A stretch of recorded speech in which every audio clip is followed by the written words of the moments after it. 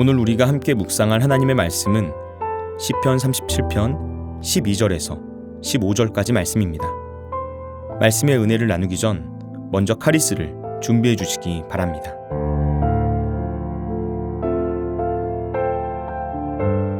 악인이 의인치기를 꾀하고 그를 향하여 그의 일을 가는도다.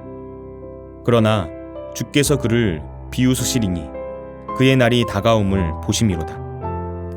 악인이 칼을 빼고 활을 당겨 가난하고 궁핍한 자를 엎드러뜨리며 행위가 정직한 자를 죽이고자 하나 그들의 칼은 오히려 그들의 양심을 찌르고 그들의 활은 부러지리로다.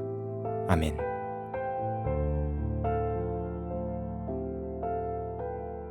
오늘 본문 12절 말씀을 보시면 악인이 의인치기를 꾀하고 그를 향하여 그의 일을 가는도다 라고 말하고 있습니다.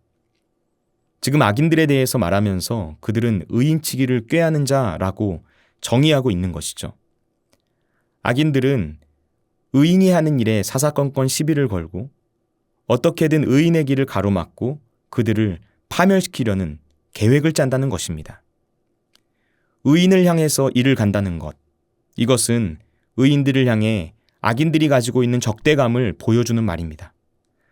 악인들은 의인들을 싫어하고 미워해서 그들을 끊임없이 괴롭히려고 한다는 것이죠. 악인들은 왜 의인들에게 적대감을 가지고 있습니까? 악인들은 왜 의인들을 미워하는 것일까요? 이유는 단순합니다. 의인들 때문에 자신들의 악함이 드러나기 때문입니다. 의인들로 인해서 악인들의 실상이 어떠한지 자연스럽게 드러난다는 것입니다. 캄캄한 어둠 속에 있으면 내 옷이 깨끗한지 더러운지 내 얼굴에 뭐가 묻었는지 아닌지를 알 수가 없습니다. 그러나 캄캄했던 곳에 아무리 작은 빛이라도 일단 빛이 비추이게 되면 그때부터 이야기는 달라집니다. 빛이 조금이라도 비추이면 더러운 것이 보이기 시작합니다. 옷에 묻은 얼룩이 보입니다. 어두울 때는 미쳐보지 못했었던 그 모습들이 보이게 된다는 것이죠. 쉽게 말해서 의인들의 존재 자체가 악인들의 실상을 드러낸다는 것입니다. 진정한 의인은 세상의 악함과 악인들의 악한 계획을 가만히 바라만 보고 있을 수 없습니다. 이 세상을 보시기 바랍니다.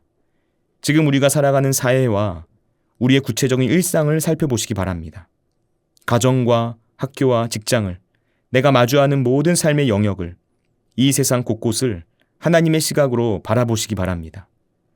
얼마나 악한 모습들로 가득 차 있습니까?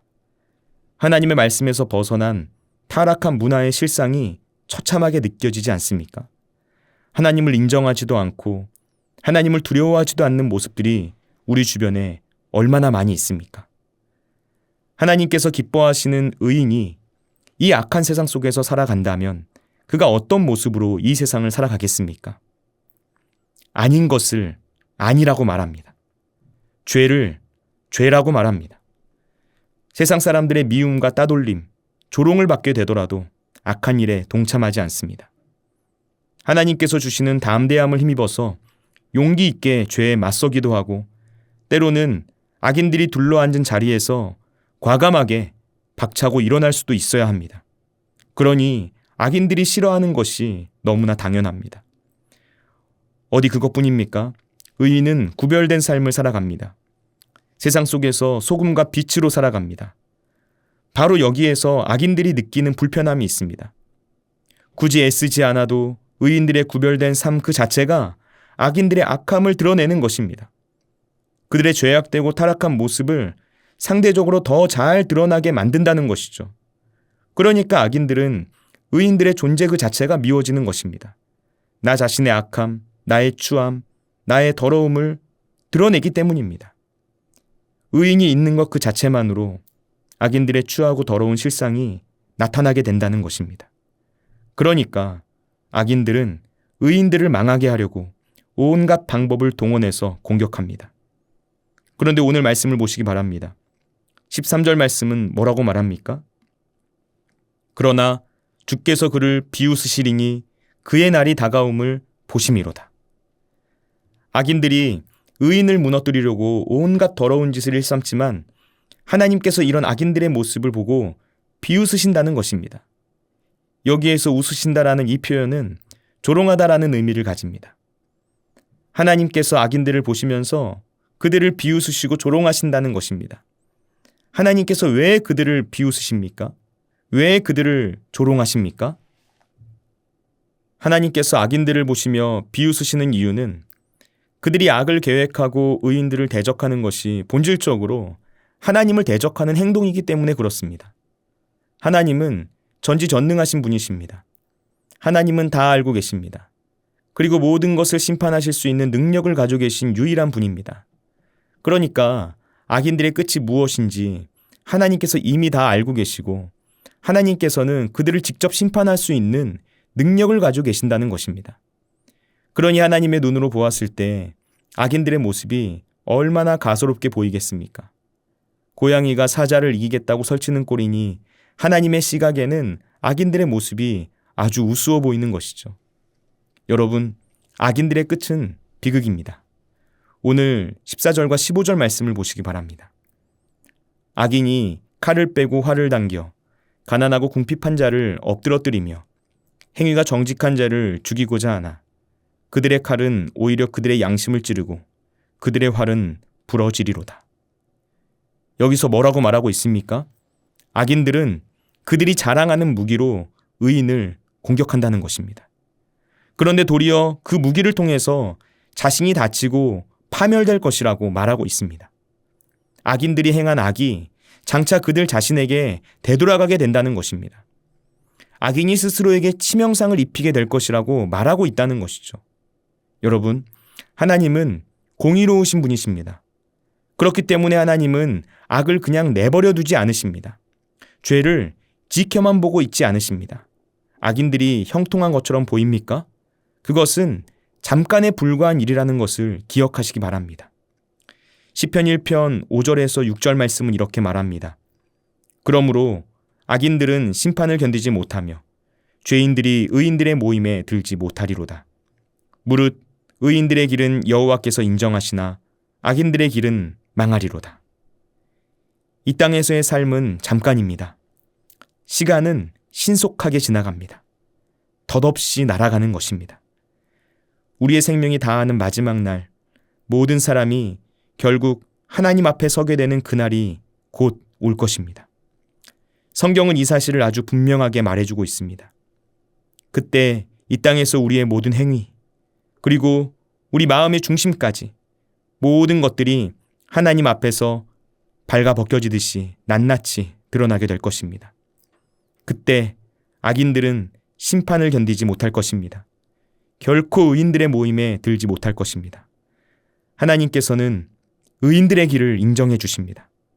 그렇기 때문에 그들과 동행하시고 그 길을 보호하시고 마침내 승리의 기쁨을 맛보게 하십니다. 그러나 악인의 길은 그렇지 않다는 것입니다. 그들은 결국 망하고 맙니다. 공의로우신 하나님께서 그들이 행한 모든 일을 지켜보고 계시고 그대로 갚으시기 때문입니다. 이 땅에서 살아가는 모든 시간 동안 하나님의 공의를 신뢰하시기 바랍니다. 의를 행하다가 고난이 다가올지라도 낙심하지 마시고 인내하며 의로운 삶을 계속해서 선택하시기 바랍니다. 의로운 자에게는 영원한 생명, 영원한 복이 약속되어 있기 때문입니다. 이 은혜와 축복을 알고 기억하고 또 누릴 수 있는 저와 여러분 모두가 되시기를 예수님의 이름으로 축원을 드립니다. 기도하겠습니다. 우리를 사랑하시는 하나님 아버지, 온 우주 만물을 통치하시고 다스리시는 하나님을 신뢰하며 주님 앞에 나아갈 수 있도록 인도하여 주시니 감사합니다. 하나님께서 기뻐하시는 의의 길을 걷고자 하는 주님의 자녀들에게 날마다 새 힘과 능력을 주시니 감사합니다. 언제나 어디서나 공의로우신 하나님의 일하심을 신뢰하며 이 땅에서의 삶을 살아갈 수 있도록 우리를 붙잡아 주옵소서. 매일의 삶 속에서 하나님을 의지하며 살아가기를 원합니다.